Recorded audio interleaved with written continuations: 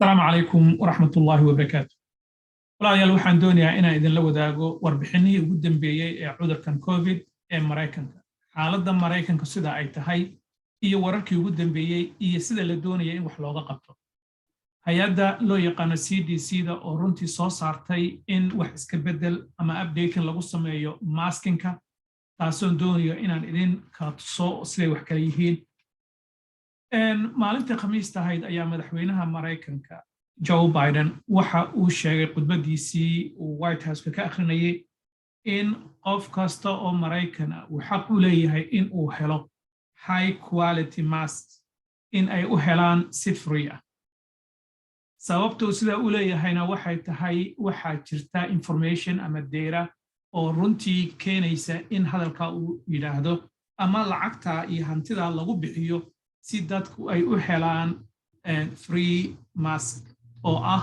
high quality. walaalayaal waxaan doonayaa runtii sida ula socotaan COVID-19 maalinba heer buu marayaa. Maanta wuxuu marayaa Omicron variant la yiraahdo. Waxay ahayd 2 bil waxaan dhamayn. Waa bil iyo bar iyo 2 bil waxaan dhamayn. Ayay ahayd maalintii Mareykanka ama caalamka dhan buu ku soo kordhay. South Africa talaabo ka qaaday. Ingiriiska aynu aragnay wadamo badan oo Yurub aynu aragnay iyo caalamka intiisa kale. Mareykankuna Delta ayaa joogay oo ahaa the dominant variant COVID-19 wixii ka horreeyay bilowgii December. Maantuse waxay maraysaa 98%. Sequence kasta oo la sameeyo, testing kasta oo la sameeyo inuu noqdo waxa loo yaqaano Omicron variant. Taasoo ka dhigtay waxaan jirin bil ka hor maantan uu yahay the most dominant variant in the United States. taasaa waxay keentay in COVID-kii noocan loo yaqaano Omicron oo qufac dadka iyagu ay ugu magac dareen ee adigu haddaad weli qufac iyo aad ugu sheegaysid waxaad ogaataa inaad wax baartid ogaatid Omicron baa soo dersay oo runtii sida qufac oo kale lagu qaldi karo ama se flu baa ku haya ama waxyaalo kale ku haya laakiinse Omicron-kii baa wuxuuba ka dhignaaday maanta inuu qaar ka sare ku ekaado oo qufac iyo riiraxyo iyo maxaan ku raahdaa iyo qandho intaa inuu noqdo oo aanu hoos u daadegin. taa markaa waxay keentay dadku inay firdhiyaan viruskii. Classroomskii iskuulada ay aadeen baa maxaan ku laga dareemayaa. Macallimiintii baa maxaan ku raahdaa u yara xanuunsatay ayagiyo mar hore ugu dhacay talaalkoodina qaatay boosterkooda qaatay ayuu haddana maxaan ku raahdaa uu cudurkii reinfection dib ugu noqonaya. taasoo dhacaysa in Ruwayda oo 9 sano jirta Seattle joogta iskuulka classroomka maanta N95 loo xiray si ay iyada iyo ilmaha la midka ah ee 9 jirada ah 6 jirada 7 jirada ah maanta maskin oo N95 la yiraahdo loo xiraya si ay macallinka ugu badbaado si dadka vulnerable-ka classroomka ugu badbaadaan.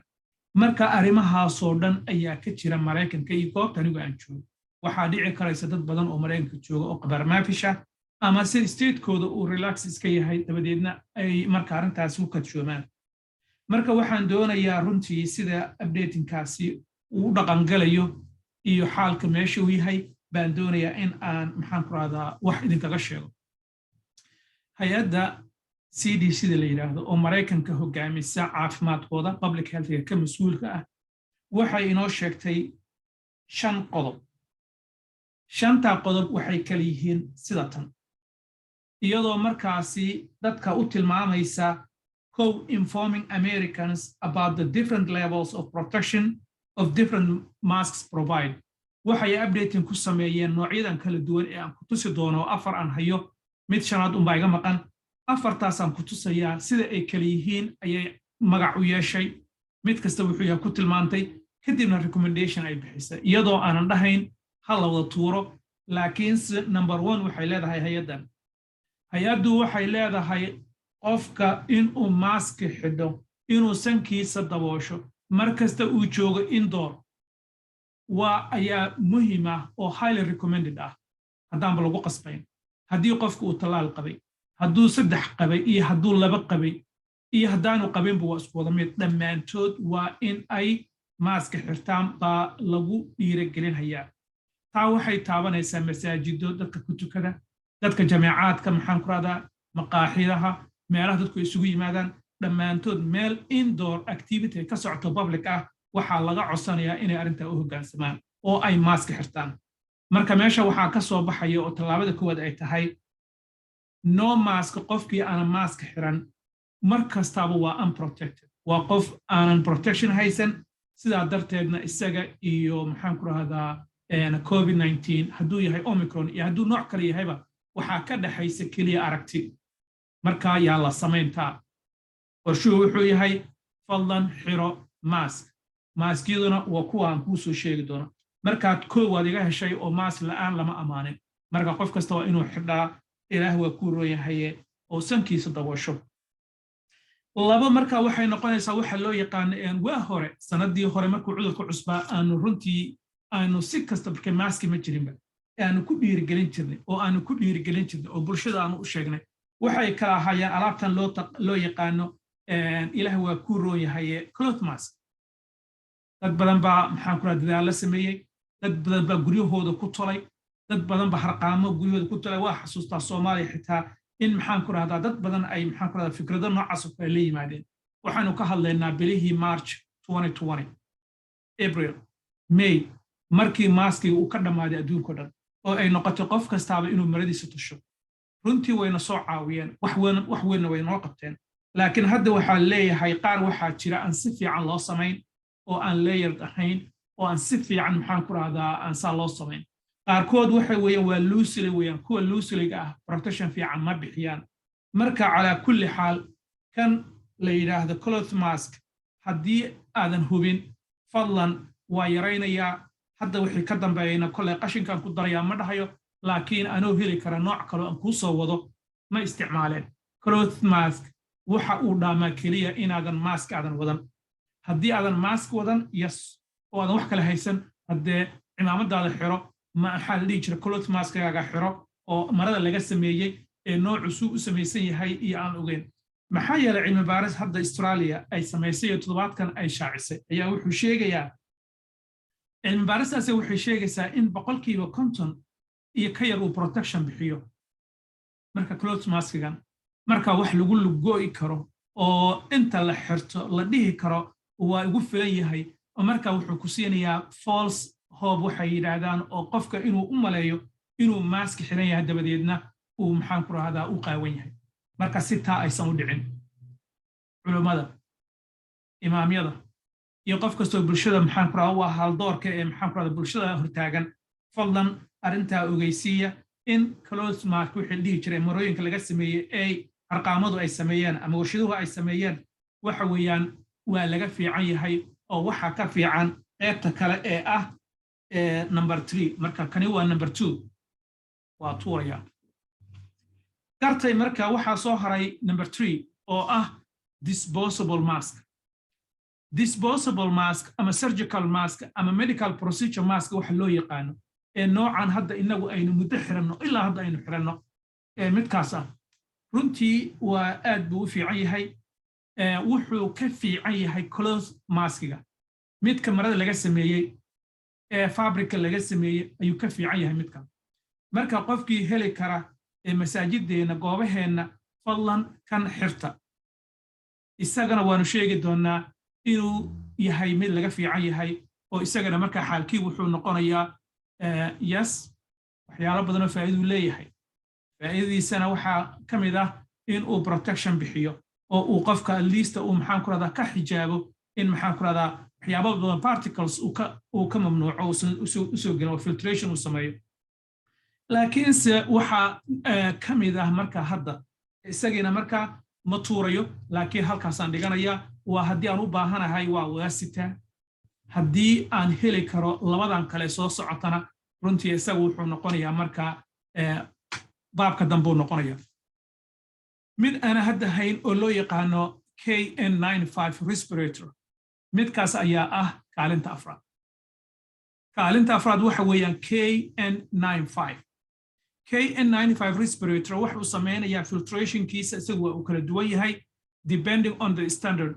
markii si fiican loo xirto KN95 markii si fiican loo xirto wuxuu bixinayaa more protection buu bixinayaa more than midkan kan markaa waa laga fiican yahay yaa ka fiican KN95 ayaa ka sii fiican oo loogu talagalay in uu filtration badan sameeyo oo uu waxyaalo badan oo ka dadka ay uga soo gudbayeen ayuu ka hor istaagayaa oo ma soo gelaya markaa qofka taasi waa qodobkii afraad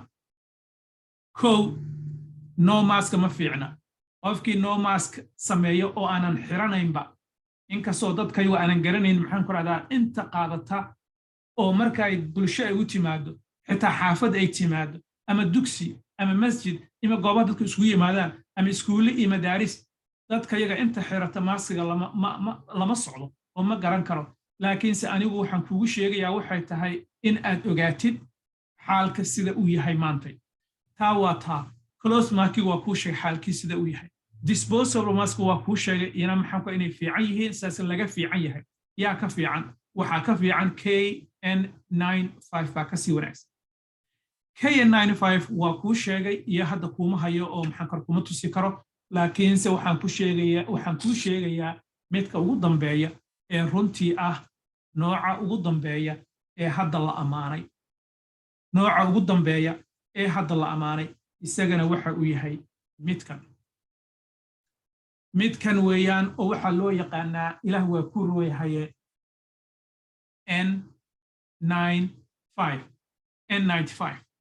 N95 respiratorkan ayaa la amaanay waana midka hadda madaxweynaha uu ka hadlayo waana hadda midka CDC-du ay maxaan ku rahdaa ay dadku u sheegayso haddii ay heli karaan in ay xirtaan waa midka maxaa la dhihi jiray madaxweynaha Mareykanka uu leeyahay qof kasta oo Mareykan ah in aanu siino ayaanu jecelnahay waa midka uu maxaan ku rahdaa Bernie Sanders oo senatorkeena Mareykanka iyo konton kale oo maxaan ku rahdaa oo dimuqraatig ah ay rabaan in ay sharciyayaan in qof kasta oo Mareykan ah in gurigiisa loogu geeyo xaqna uu leeyahay N95 sababtu waxay tahay haddaad fiirisid waxaa ku qoran ilaah waa ku rooyay NIOSH N95 NIOSH oo ah hay'adda u qaabilsan maxaan ku rahdaa shaqaalaha aan u maleynayo in ay u qaabilsan tahay protectionka iyo safetyga dadka hay'addaas approve karaysay marka haddii ay ku qoran tahay NIOSH runtii waxaan kaa codsanayaa in aad kuwaasi aad xoogga saartid oo aad ka fikirtid saad ku heli lahayd midkan marka wuxuu u baahan yahay isagana hab loo xirtaa jirta xirashadiisu insha allahu waxay u baahan tahay qof kula jooga iyo fitin iyo waxyaalo badan bay u baahan tahay marka si wanaagsan loo xirto isagu haddaad si xun haddaad u xirtid hadda waxba kaama ilaalinayo laakiin marka si fiican loo xirto when worn correctly respiratorkan midkan aan ku sheegayo N95 ka ah waxa uu bixinayaa the highest level of protection and filters 95% of particles magaca 95 xaggaas ka yimid waxa uu dibadda dhigayaa uu derbi u noqonaya uusan u ogolaanayn inuu u soo dhaafo sankaaga waxa loo yaqaano 95% of the particles hadday noqon lahaayeen jaraafiim hadday noqon lahayn waxyaalo kale oo aadan u baahnayn oo environmental toxics ah wixii oo dhan markaad xiran tahay midka kan waxa weeyaan runtii tallaabo ayuu ka qaadayaa tallaabo sharci ah buu ka qaadayaa marka almuhima anigu ujeedadeedu maaha inaan waxaan suuq geliyo ujeedadu waxay tahay warbixinta soo baxday iyo xaalka Mareykanku uu marayo sababta keenaysa in aad la socotid si aysan u dhicin qabar maafishnimo oo markaasi ay meeshaasi dhibaato ku soo gaarto waxaan kuu sheegay midkan oo magaciisa uu saayahay oo aan meelo badan aan kolley baryahan aanu ka sheegi doono inuu yahay nooca ugu sarreeya hadda ee Mareykanka iyo caalamkaba runtii ciddii heli karaysa lagula talinayo inay xirtaan Mareykanka hadduu alla idmo toddobaadka dambe oo wiigan MLK-ga Martin Luther King wiigiisa ee 17 wiigaas waxaa la rajeynayaa dowladda Mareykanka sida madaxweyne Joe Biden website baa soo bixi doona website-kaasi waxay noqon doontaa waxaa laga dalban karayaa sida ila tahay in qof kastaba one case oo kanoo kale inuu xiro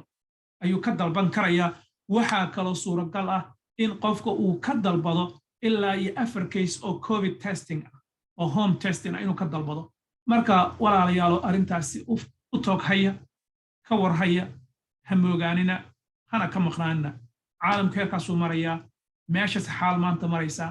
maanta ay taariikhdu tahay 15 bisha January